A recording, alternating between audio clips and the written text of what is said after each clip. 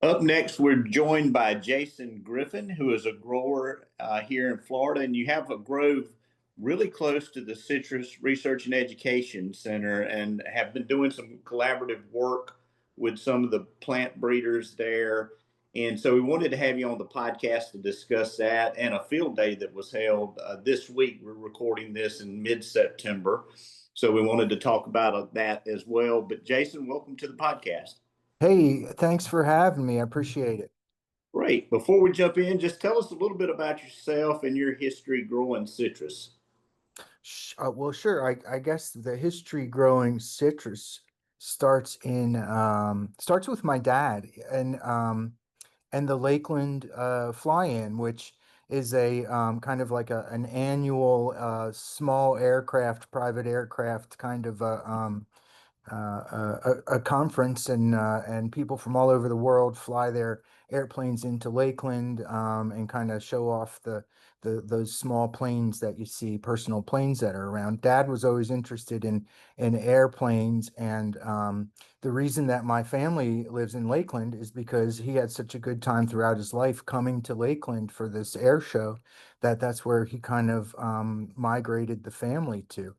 And actually, one of the reasons that we even got into growing citrus was he was originally planning to put a little airstrip where we had the field day yesterday and build ultralight airplanes, which are those airplanes that are like a hang glider with fabric wings and airboat motor behind it.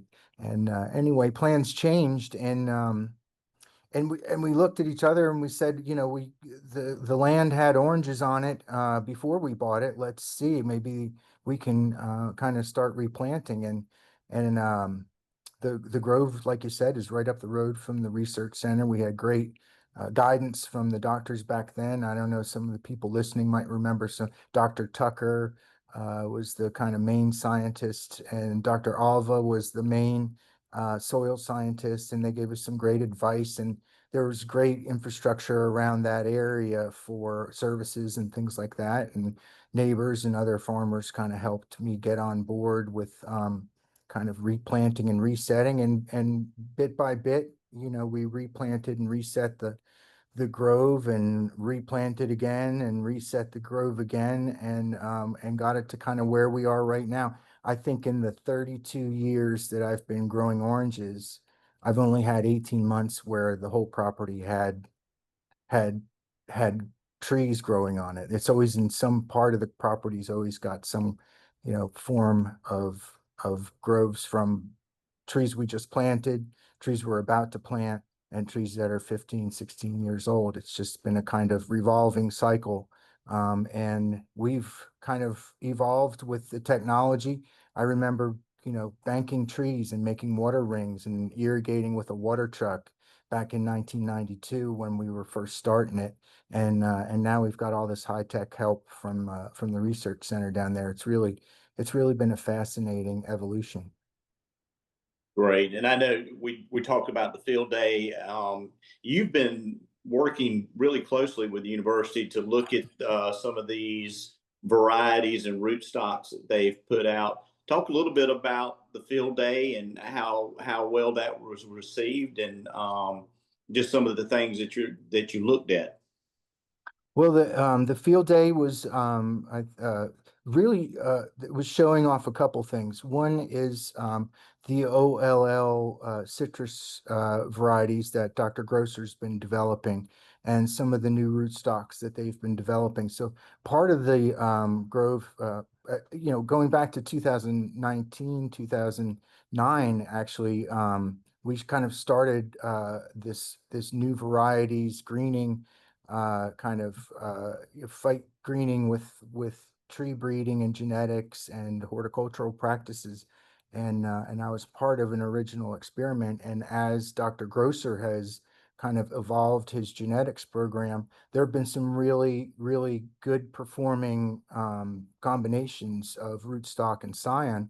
And as we see success stories in coming out of the lab, I'm amplifying it and planting more trees and more trees. So The last, I guess, wave of them was about 2,500 trees that I planted last summer. And the wave before that was 2,500 trees that I planted that were the top performers after 8 years. And then before that, we did 2,500 trees that were the top performing after 5 years. So I've kind of got these waves of trees that I'm putting in as the technology and the genetics get better and better. The my portfolio of trees gets better and better, and they're withstanding a lot of the pressure from greening. At the same time, the research center specialists are right there. The soil specialists, the entomologists are right there. The fertilizer specialist, all of the kind of smorgasbord of scientists that you could ever want, at your disposal are right around the corner. So I'm taking the latest, greatest advice from each of them and kind of building my fertilizer program, my spray program, and my soil and irrigation programs to the latest, greatest scientific kind of guidance. So it works. Trust the science. If one of the things that I encourage the people listening to do is to contact us and come and take a look because the trees really look good. And I think you said there was what about 50 growers that showed up. So obviously there's a lot of interest in in what these trees are and how they're looking. Yeah, yeah, and there were another probably 25 or so just the week before that came from another function. Um, but it's just great. I mean, part of what I think my function is as a collaborator is to allow people to take a look and share my knowledge. So I'm open to anyone if they have some questions or follow-ups. Just contact this radio program and we'll get you some answers. And hopefully we can get you out to the see it because seeing's believing. So you mentioned OLL varieties. What kind of motivated you to really kind of focus in on those selection in this grove? Oh, great question. So back in 2009, Tropicana and the university piloted some deep research into new varieties and new rootstocks and scions. Um, and what the idea was like we would have commercial setting to test the new varieties and rootstocks that came out of the lab and test it in a real life commercial situation along with some new horticultural practices. And they found three sites: a site on the ridge, a site over on the river, and a sister site down in Southwest Florida on the flatwoods to test kind of the same rootstocks and scions in the three different growing regions and to see what works. And so, for 10 years or so, it was a straight science project with all kinds of things were going on. They were trying all kinds of combinations, even some interesting, like we put a roof over about 14 acres with some red fabric to kind of work with the rays of sun and the ultraviolet wavelengths that were letting into the grove, all kinds of interesting stuff. But Pepsi sold Tropicana a few years ago, and so kind of defunded the science. And the reason I have the OLLs left is there were top performers, and I had a good amount of them. I had a couple thousand trees in there, and but there were a lot of other really, really good looking trees that I just kind of had to remove because I needed one common denominator of a harvesting window. I couldn't bring, it just wasn't realistic to think that I could have, harvesting crews come and pick 3 or 4 times out of the year. I just kind of had to go with what was performing well, and I had a critical mass of trees, and the OLL was the answer. And I'm really pleased with how they're working out. They taste great, they look great, and they're really performing well. So what are some of your favorite rootstock variety combinations that you're looking at right now? I have two favorite ones. One is OLL 8 on UFR 4 rootstock, and it was a top performer after 5 years. Then I planted 2,500 of them, and they are looking great. I love the fruit size. I love the consistency of that entire grove is like every tree's behaving the same, every tree's acting the same, the fruit sizes are good, the fruit quality is good, and I'm truly pleased with that one. As a matter of fact, I just recently ordered another 800 of them to fill in some space that I had open. So that would probably be the most recent tree order that I put in. I also put in a tree order for resets on OLL 20 on X639 mutant rootstock. This rootstock is jumping out of the ground. There are certain trees that I planted in a zone of my grove that I decided was too wet. After 10 days, I like dug them up to move them to higher ground, and the root tips were already 3 or 4 inches out of the planting sock that I got them in. That's how fast they were growing. They're just jumping out of the ground, and I'm really happy with how they look after 1 year. So, So and just for that's OLL 20 on X639 mutant. And the OLL 20, I'll say something about that flavor. There's notes of flavor in that variety that are really interesting and really sweet like candy. It's just like a really sweet candy flavor that the other types of oranges don't seem to have. It's a really interesting flavor profile. and one thing for clarification, this fruit is going for fresh fruit, right? It's going for fresh fruit right now, and then the eliminations are going into juice. So it'll fill either gap. Right now, the prices are better for fresh fruit, and that's a better utilization to have the fresh fruit take the first shot at them, and then anything that doesn't make the mark in terms of size or scratches can we can make into juice. Excellent.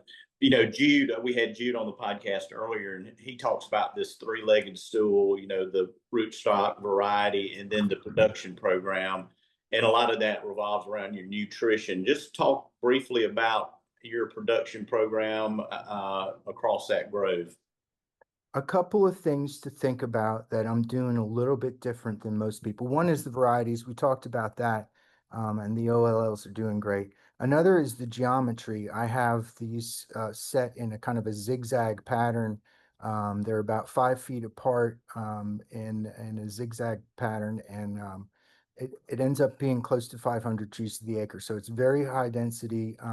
One of the delightful surprises about that grove geometry setting is it held its ground through Hurricanes Ian, Helena, and Milton very well. And the areas that I did not have that kind of close knit pattern got punched in the face, and it's missing teeth all over the place. So putting them close together was a really good decision. I'm not seeing any kind of negative effects from it. It takes a little bit more effort to keep them clean in terms of herbicide the first year or two, but once they start shading it out, it's no problem. The fertilizer, I've always got some form of fertilizer that I'm actively putting out all year long. And every time we spray, we use foliar. I do 3 applications of a bulk fertilizer product that has the micronutrients encapsulated in a slow release kind of a formula. So one of the differences that I'm seeing is that the micronutrients are dissolving at a slower rate than normal. And so they're hanging around in the root zone for longer. So I would encourage the growers that are listening to look into encapsulating your micronutrients. I'm using a high dollar kind of bagged product, and we're spreading it out by hand. It's really too expensive to put into a bulk. I don't want to waste any of it. So I want to make sure every cup of it goes into the root zone. And I've got a lot of resets. So that's what I'm doing with the resets is augmenting those two kind of practices with some really good granular fertilizer that's in bags. Um, One of the things that I'm doing differently too is I'm grinding up the trees that I'm removing. I'm not clipping them. I'm not taking the organic matter off the property, burning it or anything like that. I'm mulching it in place. And so I think that's really building up the soil profile in terms of cation exchange and water holding capacity. And on top of that, I've been using compost for the entire last 15 years. Most until recently, it was 2 tons to the acre, and now I've bumped it up to 4 tons to the acre. And I think over this period of time, having that biomass in the soil in the root zone has been a huge improvement, because I think one of the things it does is it kind of balances out the highs and lows that you get throughout the season in terms of irrigation and water and rain. We go through this kind of a period of abundance and then deficit and then abundance and deficit. And when you have this spongy layer of organic matter, it's absorbing fertilizer, so it's staying in the root zone longer. It's absorbing water and keeping water in the root zone longer. And I think that that soil, my soil profile is extremely good right now, and that's part of the reason why I'm doing as good. The trees look as good as they look. Um, I've been So growing them. Oh, go ahead. no, no, go ahead, go ahead. There's so I would also say that I'm growing the trees without the tree bags. So I'm growing them out in the open, and they seem to be doing well. I am using the OTC treatment. All of my trees for the last 2 years have gotten it, and I noticed a nice improvement there. So those are a few things that I'm doing that I think are different than other growers. This year, I'm irrigating in the morning. I'm not irrigating in the evening or overnight. I think it's important to keep the root zone at close to field capacity as possible, because I think greening is a plumbing problem. And anything I can do to help the xylem and the phloem move the water up from the roots past any of those blockages, I think having a water pressure from below is really helping out.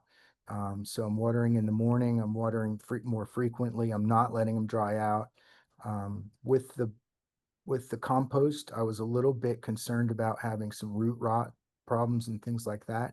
But I believe that within the ecosystem that I created, it's not a conducive place for foot rot and things like that. So I haven't had a problem in terms of like overwatering and causing root problems. And there are a whole range of root stocks in there.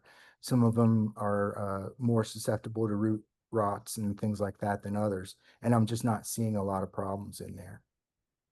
So, and I think I'm sure you probably touched on some of these things, but as we wrap up here, if you had to identify three factors that is driving the success of your grove, what would those three be? The varieties, there's some true resistance and tolerance there, no question about it.